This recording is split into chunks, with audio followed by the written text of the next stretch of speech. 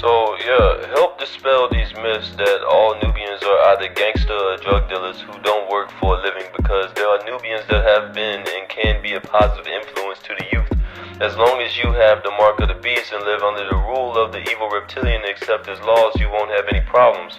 The moment you start acknowledging who you are, the evil one will set out against you and say persecute that person just because you are righteous. That is the sole purpose. The Nubians who are running around the streets smoking crack, selling drugs, prostituting themselves, they don't bother you. You've seen neighborhoods where there are open crack houses and you ask yourself, why don't they just come in and close the place down? They tell you, we don't want the crack users, we want the crack pushers. But if you arrest all the users, the pushers will come out because that is who is supporting them. They don't want them. They persecute you for one reason only, and that is righteousness. And the perfect example is Dr. Martin Luther King Jr. had a righteous heart. He meant well in all he did, and you or nobody else can deny that, correct? You may not agree with his doctrine or what he taught, but he had a good heart and meant well. What did they do to him? They killed him anyway. Now Malcolm X, on the other hand, was totally against everything they were about. He spoke bluntly against them, but for he believed he also was sincere and had a good heart. What did they do to him? They killed him too. So now, what's the reason for killing these two totally opposite Nubian leaders because they were Nubian? No, he killed them for righteous name's sake, because they were getting too many Nubians to wake up. He kills just because you have submitted to the will of the Most High and have become righteous, or by submitting to Jesus, Yahweh, or Jehovah, even John. He'll kill a Rastafarian. He'll kill anybody. He doesn't want to see you serving anything other than him. Revelations 13, 12, and 17 tells you that he wants you to serve him. Most Nubians, believe it or not, are serving him in one way or the other by trying to look like him, by emulating him, and that is his greatest desire, that you will turn away from yourselves and idolize him, worship him, and get the mark of the prostrating to him on your heads. The mark of the beast instead of the mark of righteousness.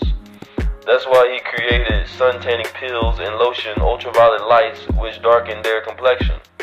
Not to mention, some of them live under these machines to be Nubian, and silicone implants which enlarges the breast, thighs, and buttocks.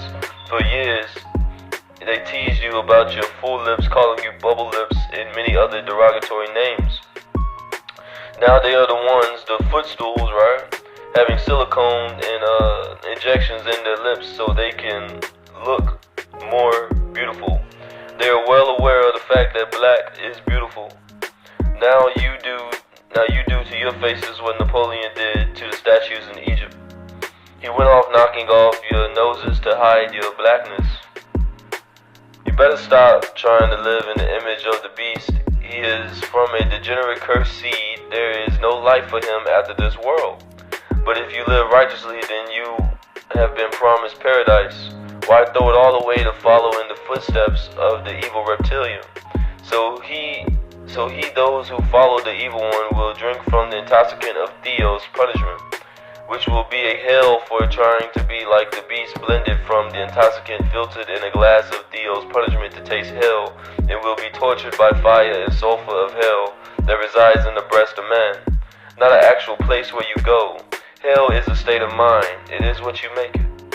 Before the holy, agreeable Elohim, before the Lamb, who is a Messiah, not the Messiah, and there will be smoke of their pain ascending forever and ever, and it won't rest, not in the day and not in the shadow hour.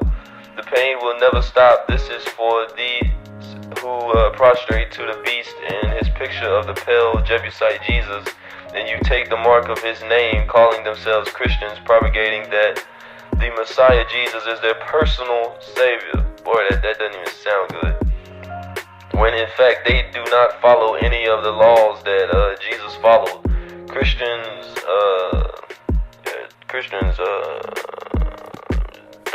don't dress like Jesus.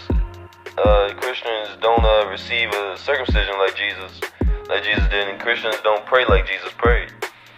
Here is the Holy One's patience. who guard the commands of Theos and have faith in the Messiah Jesus. The coming of the final Messiah is a very controversial subject amongst most religions. Some say the physical Jesus of 2,000 years ago will return himself in the same body, and that's not true. That would be reincarnation. Reincarnation is a belief of Hinduism which is taught by Cleophas.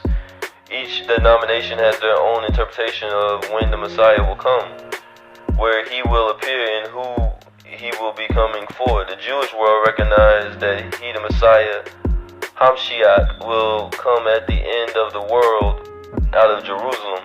The Christians world recognize that he will return in the form of their rapture as God. The Orthodox Sunni Muslims are totally confused about the return of the Messiah because they are too wrapped up in worshiping and exalting Muhammad. The Nation of Islam believe W.D. Far Muhammad is the Allah in the flesh. The Mahdi and the Messiah in the Ahmadiyya sect believe Mirza Ghulam Ahmad Qadini to be the Mahdi and the Messiah. The Mahdi and the Messiah. The Holy Tabernacle Ministries recognizes that he will return after the Mahdi and Reformer as Yeshua Badawat, which means the Savior's Son of the Beloved, and this is when Murdoch speaks. And I, John, heard the messenger Malachi Zodok loud from the Orion skies, saying to me, "Right, blessed are the dead who died for the Master, such as Amirul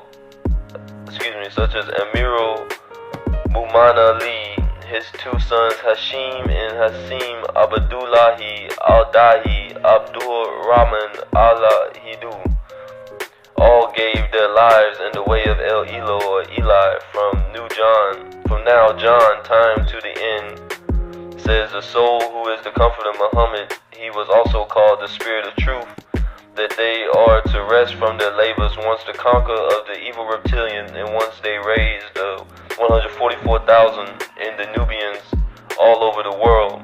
Our job will be over and their works do follow them."